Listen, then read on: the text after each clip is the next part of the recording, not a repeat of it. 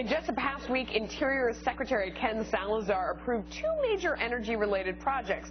The first one was a new oil refinery, actually the first one in decades. And he also approved the largest wind energy project ever in the United States, if not the world. With the election only 3 weeks away, some lawmakers think the timing of these announcements is a little bit suspicious. To give me his take is Congressman Jeff Denham, a member of the House Natural Resources Committee. Thanks for coming back on the show. Congressman, do you think the timing is a little fishy on this? What do you think? Fishy? It's well beyond suspicious. We're 21 days out. We've been pushing Secretary Salazar and President Obama for well over a year and a half, and they've continued to try to delay a lot of these projects that should have been moving 3 years ago. Yeah, I mean, the oil refinery, let's start with that one. I don't really care if it's fishy or not, we need it. So if they're going to go ahead and actually do it, I would be willing to give them credit for it. I'm afraid that this is one of those fake, like, yeah, we're going to do it, but it's years and years away and it'll get blocked 10 times by then, sort of like the XL pipeline. Absolutely. It is years away. I mean, this is a good first step. Something that has been delayed for 3 years. This was negotiated in 2003. The majority of the work was done under the Bush administration, and then it's been delayed now for 3 years. I mean, this is something that, had we had the refinery online, not only would it help North Dakota in their oil exploration that they have right now, but it would help relieve this huge issue we have at the pumps across the nation, right, by lowering gas prices. Okay, so let's talk about, this giant wind farm, which sort of drives me bananas. This timing also seems suspicious. Also, I mean, I've gone out and done stories on wind turbines, and you sit there and you look at the meter that's supposed to tell you how much energy it's generating, and really this has happened to me every time. It's a negative number because it's using more energy to keep it running than it's actually generating. I think these things they just don't work. I mean, it'd be nice if they did, but they don't. So is this really going to happen, and how do you feel about it? Well, certainly they can work, but the problem is it's just such an expensive form of energy.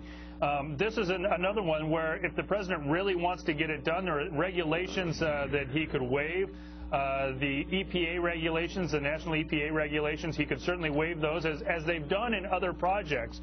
So if they really want to get them done, then show the American public that you're going to expedite them and get them done immediately so we can actually have the impact of not only being energy independent and moving towards that goal, but also relieving the pain at the pump at the same time. Let me ask you, because you're on the committee for natural resources and you oversee a lot of these public lands that could be used for drilling. The question keeps being asked again and again, as President Obama says, there's more drilling going on than there was 4 years ago, and people respond with, well, that's on private lands, not public lands. We need to open up public lands. Is that a fair response? And, I mean, you're on the committee. Why aren't we opening up more public lands? It's certainly a fair response. The proof is showing that a lot of the projects on public lands have been shut down. And with the government owning a vast in fact, a huge majority of the land in California, but across the nation, it is that public land that has a lot of the huge oil reserves, a lot of the huge oil shale and natural gas reserves that we just got to be willing to go out there and get. And so the president has certainly had a hands-off approach on all of the public lands, and the private lands where you have private individuals that already put the upfront cost and went through the regulation process under the Bush years are actually going after that oil. You're on the committee. Can't you make it happen? Oh, we have.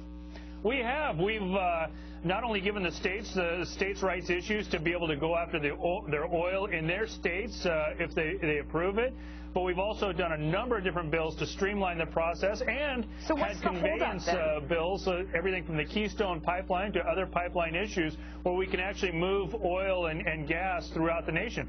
I mean, part of the challenge we have here in California is right now we're 70 to 80 cents more per gallon than the average across the nation. I'm sorry, I don't mean to interrupt you, but it's just that we're out of time and I don't want to let you go without asking you. You're on the committee, you say you're pushing for it, so why isn't it happening? What's the holdup? Oh, we have a huge number of bills that are all sitting in the Senate. Okay. All the president needs to do is ask his friend Harry Reid to send him the bills, and he can immediately approve them. Congressman, thank you so much for coming on the show. We appreciate your time. You got it. Thank you. Time now for the fuel gauge.